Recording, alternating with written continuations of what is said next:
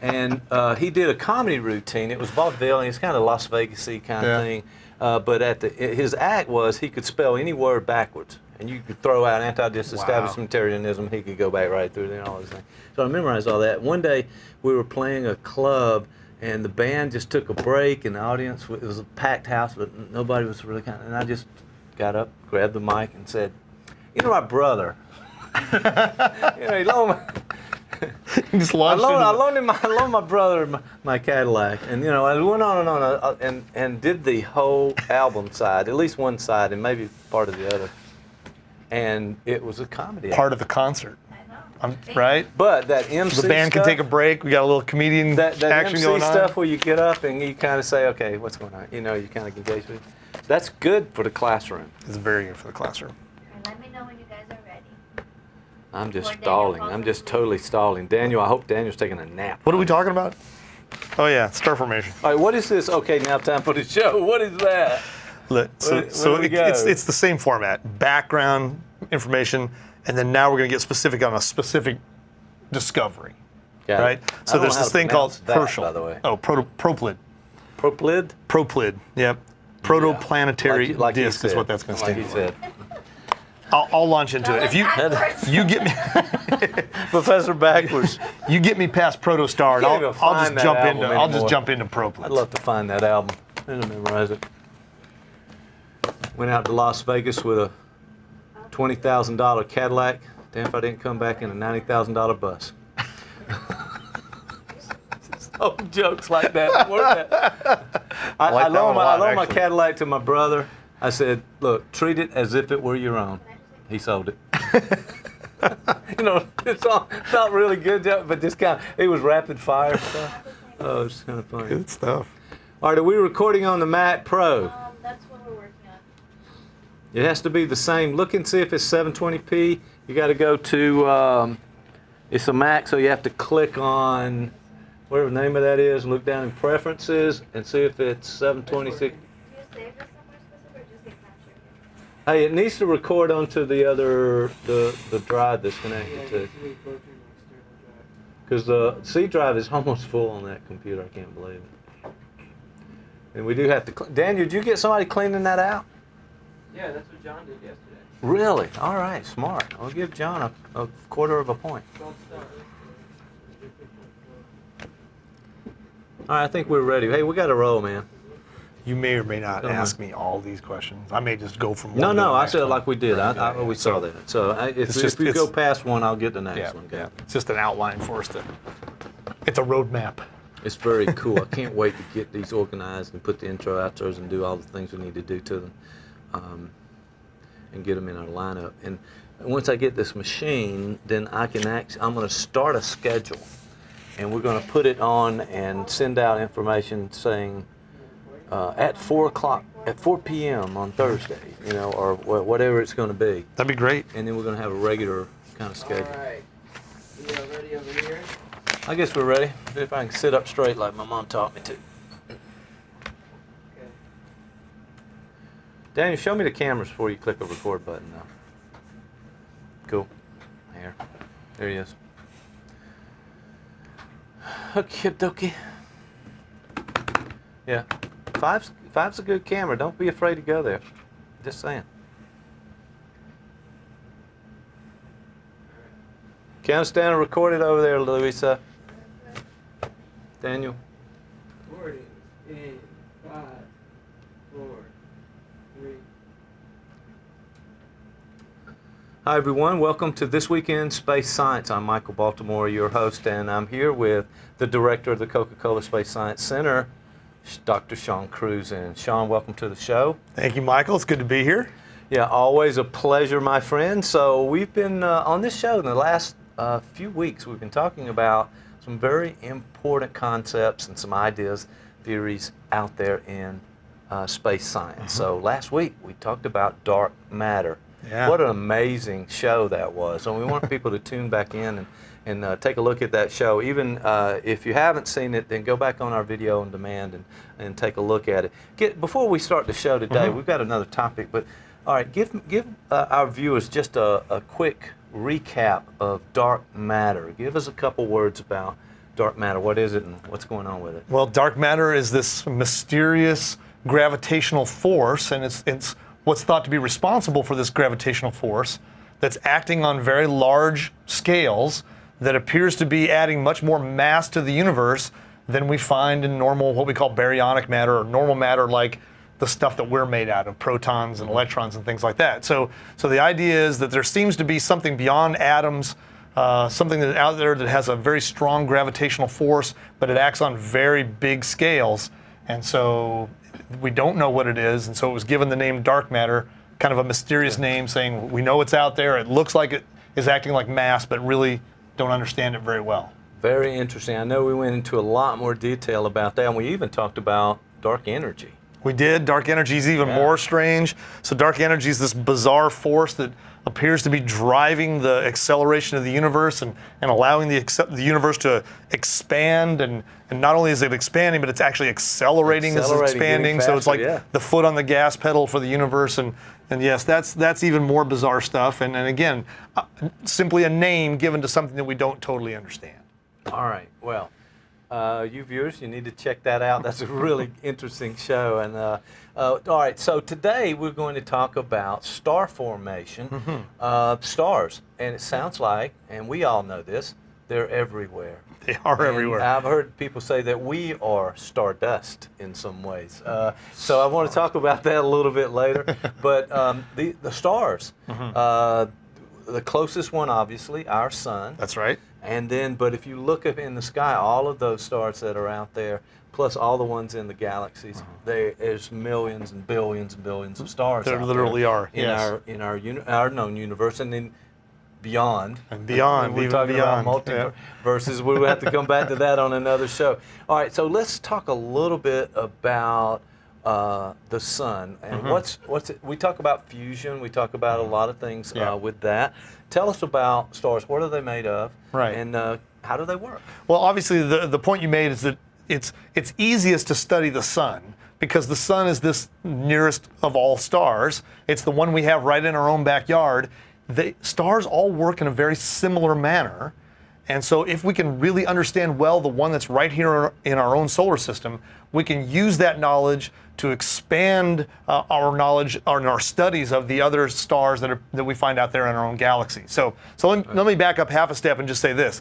What's a star made out of? What substance is the sun mostly made out of? And what we find when we do various analyses on the gases of the sun is that it's mostly made out of hydrogen, and it has a fair amount of helium mixed in, and a little tiny smattering of heavier elements and lots of different heavier elements, but by comparison, almost none of that stuff. So all of the other stuff that's in the sun, far less than 1% of the total mass of the sun. The majority of it, by far, is hydrogen. And the thing that's interesting about this is, if you wonder what the solar system's made out of, obviously the sun has the majority of the mass in the solar system. So you have to kind of remove the sun and say, okay, except for the sun, what's the solar system made out of? Well, if you take the sun out of the picture, the rest of the solar system is almost entirely Jupiter. And Jupiter is almost entirely hydrogen. Well, okay, that's not fair. So let's take Jupiter out of the equation. Now the sun's gone and Jupiter's gone. What's the rest of the solar system made out of? Well, the answer to that is it's mostly now Saturn. And Saturn is mostly hydrogen. Okay, so take the sun out, Jupiter out, Saturn out. Now what's the solar system mostly made out of? Neptune and Uranus. So the planets Uranus and Neptune now, they have a lot of hydrogen in them as well. So these four gas giants dominate the mass picture in the solar system beyond the sun. So if you take out the sun, Jupiter, Saturn, Uranus, and Neptune, and you ask what you have left now, the answer is going to be pocket lint, drier fuzz. It's now you're such a low percentage of the total mass in the solar system that it's almost insignificant. And so when we really think about the universe and what the universe is made out of, it's by far made out of, other than this weird stuff like dark matter, the actual mass of the universe that we consider normal mass, it's hydrogen. So hydrogen is by far the most common of all the elements out there. It's what most of the stuff is made out of, and it's what most stars are made out of. And so we have to really understand the physics of how hydrogen works in order to understand how stars work. Now, so how does the star work? Right. Well, a star, as it turns out, it's kind of a simple machine. If we can kind of wedge our way down in a picture of the sun, we can look down into the interior of that star. You can see down in the interior of the star, there's a core. And the core is really where all of the action takes place that produces the energy that comes out of the star. And then there's various processes by which the energy gets out of the star. It obviously leaves the star in the form of electromagnetic radiation. It's light that shines out. But down in that core, something absolutely amazing happens. The core temperature in the center of the core of our own sun is somewhere around 15 million degrees Kelvin. That's a ridiculously high temperature. It's so hot in there that none of the hydrogen can hold on to its electrons. So basically what you have is a swimming swarm of protons.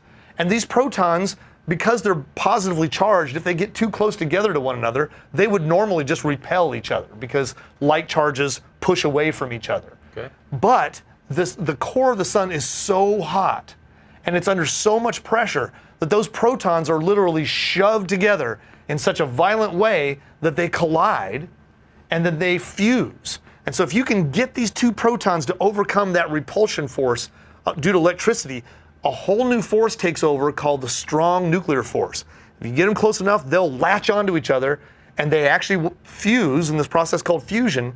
And now you have two protons joined together in an atomic nucleus. Well, now that's not hydrogen anymore. Because you see, we tell the different elements by the number of protons in the core. So once you fuse those two protons, it's now a new element. That one's helium. Okay. And here's the weird part. That helium nucleus, it weighs just a little bit less than the two protons did when they were by themselves. It has a little bit less mass. Something happened, exactly. Well, where did that mass go? Right. Well, it turns out there's this fancy poem by this fellow named Einstein that goes like this. I like to tell this poem. It goes E equals mc squared. C is the speed of light, so that's something very large. E and m are energy and mass, and there's an equal sign between those two things. This is called the equivalence principle, and it basically says that energy and mass are different forms of the same stuff. And you can turn energy into mass and mass back into energy. Well, when you fuse those two protons in the core of the sun, a tiny bit of mass is lost. It's converted to energy. You multiply that times the speed of light squared, which the speed of light's a very big number. And so that's how much energy is put out. And it's a respectable little burst of energy for that fusion process. Well, it turns out that the sun converts about 4 million tons of mass to energy every second. 4 million tons of mass per second go into that equation on the m side, get multiplied by the speed of light squared, and what you get out the other side is more energy than humankind has created in its entire existence. 1 second of the sun's fusion. You can add up all of the nuclear power plants, all of the nuclear weapons, all of the coal-fired power plants, and anything else you can possibly think of that's human-produced energy, and it's not nearly as much energy as the sun produces in just 1 second of that fusion process. So that's how a star works. So all that energy gets released, the matter heats up, and the star just wants to blow itself apart, except that its own gravity holds it together. I knew gravity was going to come in here at some point, and so gravity keeps it in that spherical shape. Exactly. And it holds it back, because otherwise I'm assuming that it would just disperse. Fly out. apart. So a star is really an amazing thing. A star is an incredible balance of this fusion pressure wanting to blow the star apart and this immense gravitational field of the sun wanting to squeeze that mass down into nothing. And that star sits there in that delicate balance of pressure and gravity for a very, very long time. Our sun's lifetime is thought to be probably about 10 billion years. And so you can imagine this amazing balance of titanic forces that last for 10 billion years. That's what a star is. It's an incredible machine, although it's simple in a way too, because the amount of mass that the star has drives the fusion by that force of gravity, and that's what produces the energy that holds it up. And so it's kind of a simple machine. Once we understand those things about the sun, we can then take that knowledge and project it to other stars. So if we see stars that are much, much brighter than our sun, we know that they're probably much, much larger too, because the gravity has to squeeze down harder and push that fusion process to go faster. And so we can tell a lot about the physics of these other stars out there in the galaxy by what we know about the sun, and it's all made out of hydrogen. Wow, that sounds really interesting. And the energy source itself, fusion, in that process of, we've heard people thinking, well, let's build a fusion reactor. Let's be able to collide those protons together. That hasn't happened here. It has not, It's just next to impossible. It's very hard. Well, and part of the problem is, remember that the fusion process taking place on the sun, it's happening at 15 million degrees. So we can't get things that hot here, or really bad stuff happens. If you remember a couple of decades ago, there was some mumbling about cold fusion, and it was even thought for a while that a couple of scientists had stumbled onto an actual cold fusion reaction. Well, that's the kind of idea of saying, well, hey, what if we could get fusion to occur and energy to be released, but we had it happen at room temperatures or even the temperature of the surface of the sun, which is a lot lower by comparison than the core of the sun. Could we get that to happen? If we ever figured that out, you can see why that would be just a tremendous source of energy to be able to produce that way. We've not yet figured that out, and so we're not quite there yet. Not there yet. All right, so there's also something out in, as we view in the telescopes, we've seen some wonderful pictures of things called nebula. Nebulae, a nebula, and let me first say what the word means. Nebula means space cloud, and nebulae is a plural version of that. So when we look out with our big telescopes and we start to photograph some of the lights that we see in the nighttime sky, some of those lights are giant glowing clouds of gas. And these are the nebulae, and there's some very beautiful nebulae out there. And this is a solar system in formation that came from a nebula. But there's a great shot of a nebula called the Horsehead Nebula, and it looks like this right here. And so I want you to look at the right-hand side of this photograph, and you'll see that characteristic kind of pink color there. Right. If you see that pink color in a photograph from outer space, you know that it's hydrogen. It turns out that when hydrogen gets energized, it glows in that pink sort of glowing color. And so that's telling you about a hydrogen cloud that's there. When you see that pink glow, you know hydrogen is there. Well, you can see that other shape that kind of looks like a horse's head. It looks like a chess piece, really. Right, absolutely. All right, so it looks like a horse chess piece there, a knight. And that's been deemed the Horsehead Nebula for its shape. But what it really is, and this kind of gives you some dimensionality to that picture, it's a dark dust plume that's sticking up in front of that pink cloud, which is further back in the background, right? So it's like when you're a kid and you stuck your hand in front of the projector. That's kind of what happened. The horse head is kind of popping up in front of that pink cloud that's further away. Well, that means what you're seeing here, you're actually seeing the edge of a much larger dark cloud of material that some of it is glowing because of some secret heating source down inside that dusty cloud. Okay. And it turns out that these are exactly the kinds of places where stars are formed. Ah. And we have that picture of the solar system in formation again. Put that one back up, because what you can see here, you see down in the center of this nebula, you have something that's called a protostar. It's the star, it's a sun in formation. Right. And you have all of the more solid materials out there in the disk. They're all bumping into each other and kind of sticking together. Those will eventually form planets. Right. And so you'll eventually end up out of that nebula, similar to what we saw with the Horsehead there. You'll end up with a sun down in the center and with some material that's stuck together to form planets on the outside. And this is kind of the standard model of solar system formation. It's known as the solar nebula theory. And so we can flip to a picture of our solar system, and we kind of see that our solar system has that sort of look to it. You know, we have a sun in the center. We have material orbiting around that sun in a disk. That material would tend to stick together and form the planets. Some of that material doesn't stick together very well, and so it leaves things like asteroids in the asteroid belt, the comets that are all out of the far edge of the solar system, and what's known as the Oort cloud, and all that kind of other material. But that's very consistent. Our solar system, the way we see it, is very consistent with this model of solar system formation that we think takes place. And if that happens in the formation of our solar system, then we know that there's so many other stars, galaxies out there, that same standard method is being replicated over and over again, and that's why we may see a number of solar systems similar to, or maybe close enough, out there everywhere. Exactly, and that's one of the key questions. We came up with this model of how we think the solar system forms and how stars form based on the way our solar system looks. And so the next step in science would be to say, well, if that's happening here, And if we think that's true, and that's the way that all stars form, can we see that happening out there somewhere else in the galaxy? And there's a great example of this taking place in our own galaxy fairly nearby. There's a star called Beta Pictoris. And with Beta Pictoris, we can actually take a special picture where we block out the star in the center of the photograph, because the star is very, very bright. And it's hard to see the material around it when that star is right there. Right. But if we block out the middle of the star, we can see all the material that are around that star. And here it is in these photographs right here. This is a photograph from Hubble Space Telescope of Beta Pictoris. And what we see is a disk of material around that young forming star, very similar to what we would have thought our early solar system would have been like. So this is kind of a spinning motion around the star. Exactly. And then planets, and you said, all of this heavy material is beginning to stick together and form planets, and more stick together to form a sphere at some point. It becomes round enough to be a planet. And then everything else may be in the outer disk. In an outer disk. Exactly. So when you look at this photograph right here, imagine that you're looking at our solar system edge on, kind of like the edge of the Frisbee.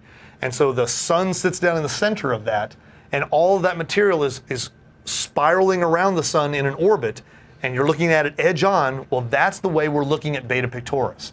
And so that star Beta Pictoris is in the center, and its disk of solar system-like material is all spinning around it. And those very things that you were just discussing are happening out there in that disk. Okay.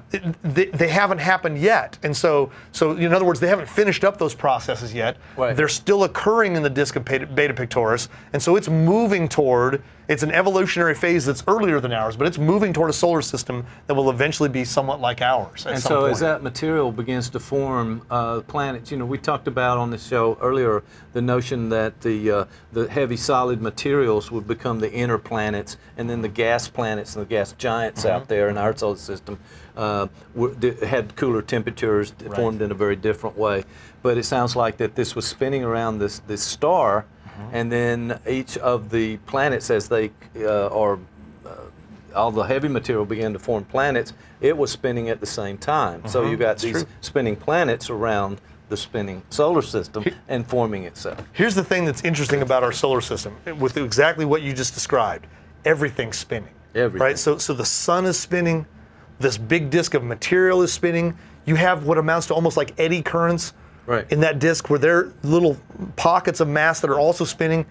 Everything's spinning in the same direction. Due to gravity. It's due to gravity, but it's also due to this phenomenon called conservation of angular momentum. And if you think about it like an ice skater, when an ice skater is spinning and she pulls her arms in, she spins very, very fast. When she sticks her arms back out again, she slows down. That's all due to this process that we know as conservation of angular momentum. But what's happening is, once something that's massive gets rotating in a certain direction, it wants to maintain that same orientation of rotation. So once that early solar system got spinning, everything in it wanted to keep going that way. And what we see when we look at our solar system today is, if we look down from the north, imagine going north of the Earth, but going so far that you look down from the north point above the whole solar system, we see the sun spinning counterclockwise. We see all the planets revolving around the sun in a counterclockwise manner. And we see most of the planets themselves rotating in a counterclockwise manner. And the only ones that don't rotate in that counterclockwise manner, we think they were involved in a giant collision. They got smacked sometime early in their lifetime, and that disrupted their rotational motion. So all of that spinning and rotating that we see is an artifact from the conservation of angular momentum due to the early rotation of the entire solar nebula. And that's kind of the standard model of how we think solar systems form. Wow, that's very interesting. And with our, talking about Earth and the Moon, that I'd heard some theories about that it was that material began to collide and break off some parts of Earth, and in order to form the moon that was now orbiting Earth. And it is true. And what quite likely happened is the Earth was involved in one of these very kinds of collisions. The early solar system was kind of like a pinball or shooting gallery. It was lots of things running into each other and smacking each other. The Earth probably got hit by a very large impactor, which broke off that material. Just like you said, that debris was thrown into orbit, still revolving in that same orientation, and clumped together or coalesced to form the moon that's now out there that we see today. So very, very interesting. So we're seeing this taking place in our galaxy. We do. And then that brings us to the scientific topic of the day, All right. which is a very, very interesting discovery made by the Herschel Space Telescope. And so the Herschel Space Telescope, it's not a standard telescope. It's kind of an odd telescope. First of all, it's in outer space. Okay. All right. Second of all, it's in outer space, but it's not orbiting around the Earth. It's out at this point that we call the L2 point. It's a Lagrange point, which means it can just stay there as the Earth revolves around the sun. That telescope will stay in a fixed orientation relative to the Earth. Wow. If it sits at one of these special gravitational balance points called a Lagrange point. And here's an image of the Herschel Space Telescope against a false background. Obviously, that's a nebula back there. But this is a concept of what Herschel looks like. The Herschel Space Telescope has a 3.5 meter mirror on it, which that's big. That's more than 10 feet across. So it's a very large mirror. It's much larger than Hubble Space Telescope, for instance, which means it can have better resolution than Hubble. And it does something very strange. It takes all of its photographs in infrared. So in other words, it doesn't take visible light photographs, it takes photographs in the heat spectrum of infrared. Now what that does, infrared astronomy is very, very interesting because infrared astronomy allows astronomers to peer into areas where visible light can't get out. Infrared cameras, we have one of these in the exhibit gallery at the Space Science Center. An infrared camera can be used by law enforcement or by firemen or first responders to see into darkened rooms or smoky rooms in case there's a fire. Right. It allows those people to be able to see warm objects inside, like a human body or something like that they could not see with visible light. Okay. Well, astronomers employ that same kind of technology to look at areas out into the sky. You know, like you were talking about the Horsehead Nebula a minute ago with that dark gas cloud that you couldn't see through. This particular telescope may be able to peer in. That's exactly right. That's exactly what happens. And so we have these star formation environments out there that we would like to see down inside of, but we can't do that in visible light. Well, through the magic of infrared, it's not magic, it's science. There you go. Through the science of infrared, you can actually kind of peer down into these dark areas and you can see what's going on inside a cloud. And I think we have a great shot of something called the Pillars of Creation, where you can see where these star formation regions are taking place. And there it is right there. So here's some great examples of some tall, dusty, gaseous environments that we have a pretty good idea that star formation is taking place inside these, and that's why they call them the Pillars of Creation, because they're creating stars. And so these are star formation regions taking place. We would love to be able to see down inside of those areas and look inside to see if there are stars forming in there or not. Well, we can play those kinds of tricks using infrared technology. And so there's a very special region in the sky. Okay. It's called the Orion region. Yes. Orion is one of the best known constellations in the sky. And when you look up at Orion, you might be able to see Orion's belt, the 3 stars that are very clear up there, very easy to pick out. Orion has some other stars there. He kind of looks like a hunter standing on the sky if you connect the dots. Okay. Well, that constellation of Orion just happens to be sitting in front of a massive structure in the background that is invisible to our eyes, but also to optical telescopes. Okay. It's a giant, dark, molecular cloud. Those are the sites that have all the right elements and all of the right conditions for stars to be able to form on the inside. But we can't see into the inside in visible light. However, we can in infrared. And these 2 pictures are the perfect example of what infrared astronomy does. There's that constellation of Orion I was telling you about. It's on the left-hand side. That's what we would see if we looked up into the nighttime sky with an optical telescope. Got it. But then if you look at it with an infrared telescope, you see what's on the right-hand side. And on the right-hand side there, everything that's glowing in yellow and bright orange, those are all areas that are hot. They're warmer. And so we're seeing down into that cloud in temperature. First of all, you see there's a cloud there, right? There's something there. There's something all the way behind that constellation. And then within that larger cloud, you can see those regions in there that are very, very hot.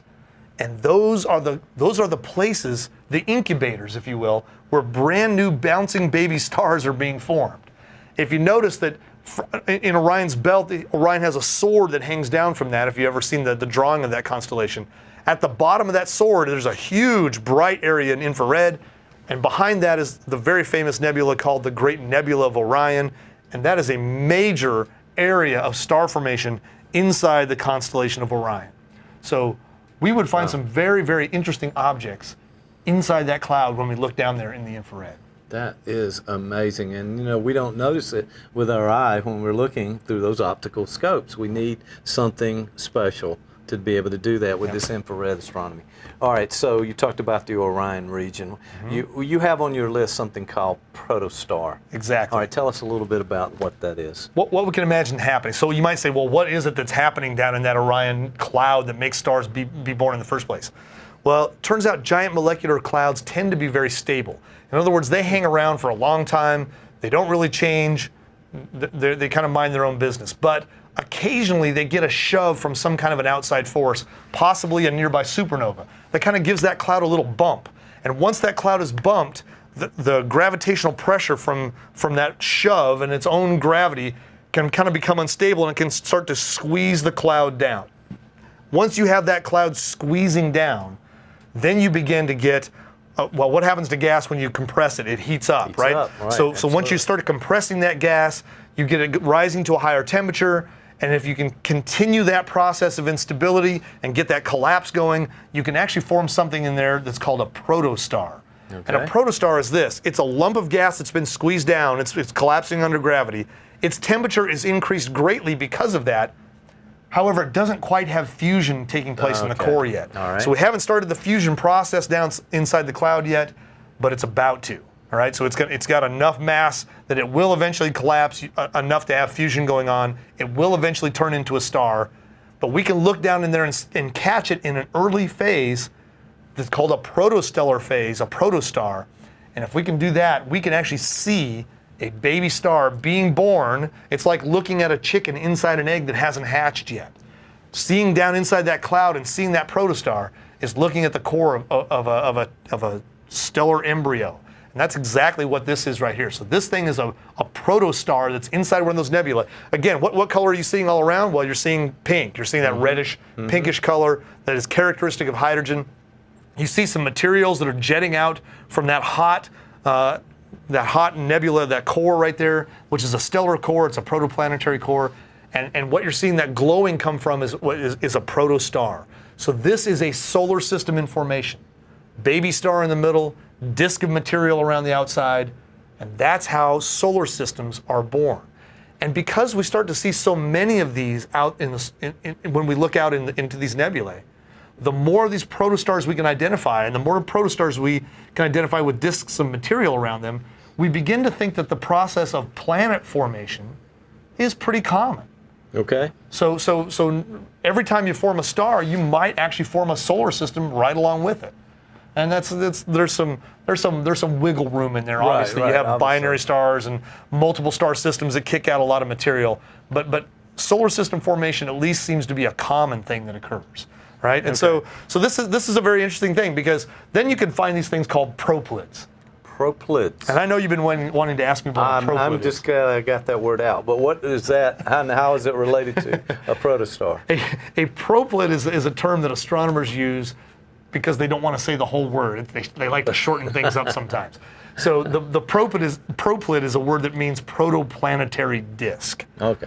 And so the protoplanetary disk, proto means in formation, planetary means we're going to form some planets out there, and disk means that disk of material that's in orbit around that protostar. So proplids are protoplanetary disks that are telltale signs that a solar system is in the process of formation.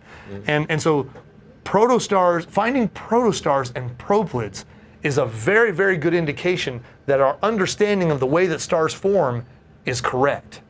And that's the big news. That's exactly what the Herschel telescope found in a nebula near the Great Nebula of Orion. In fact, it's not far away from the belt of Orion, but the nebula is called M78.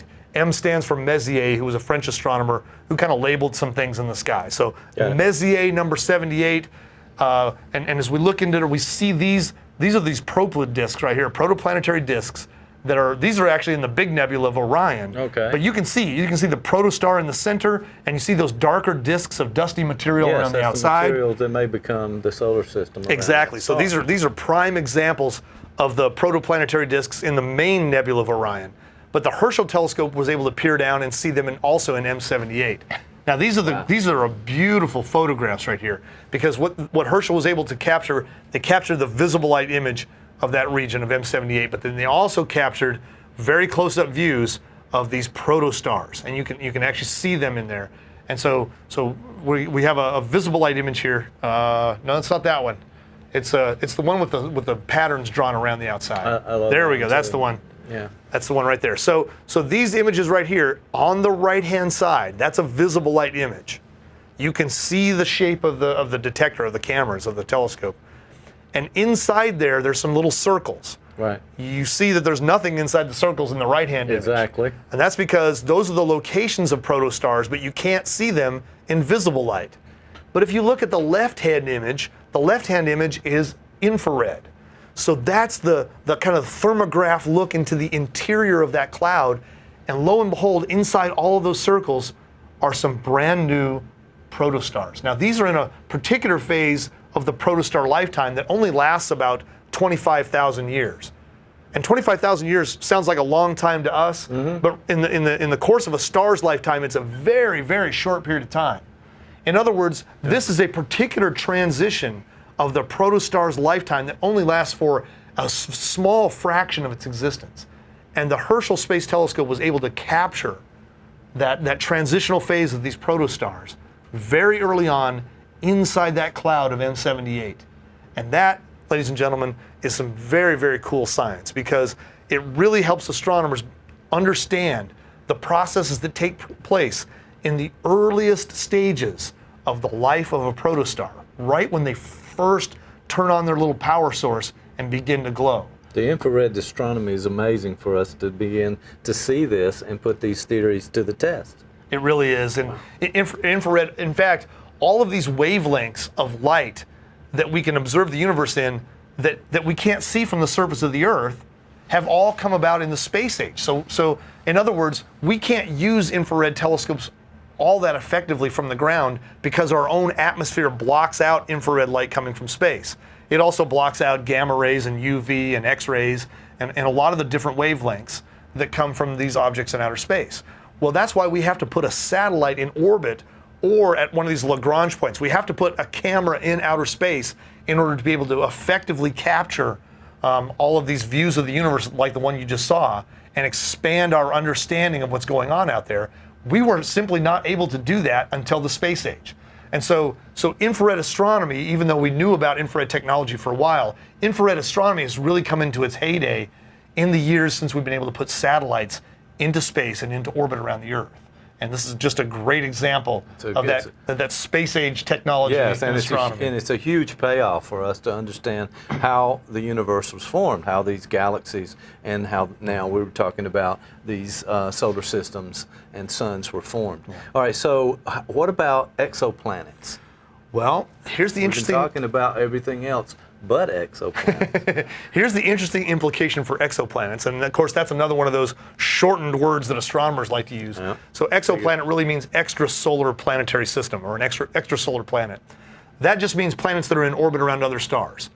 Well, the more that we find these protostars in formation that have protoplanetary disks around them, the more that we understand planet formation seems to be common. It seems to happen as a natural part of the formation process of stars.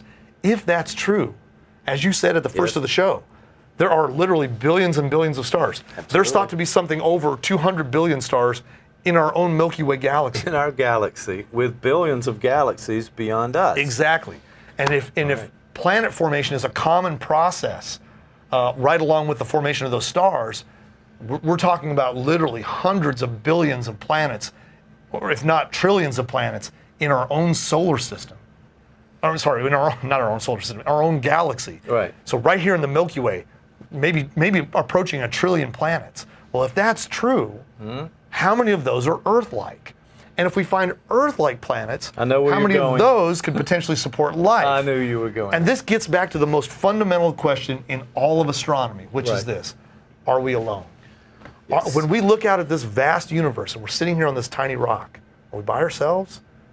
Are we the only life out there? Are we the only life capable of building telescopes and looking out into the universe? That's a question that I think everybody would love to know the answer. And all of this information that we're gathering with all these various forms of astronomy is leading us closer to an answer to that question, which I think is just a fascinating part of astronomy and part of the reason I love it so much.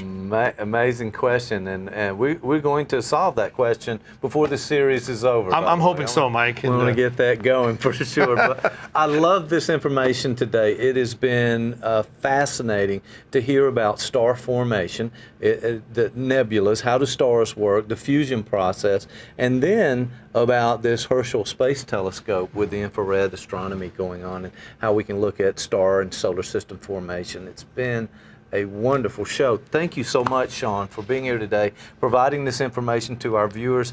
And that's why we want you to tune in each and every week to see what's new in space science. This has been This Week in Space Science. I'm Michael Baltimore for Sean Cruzen. We'll see you next time on Columbus State Television.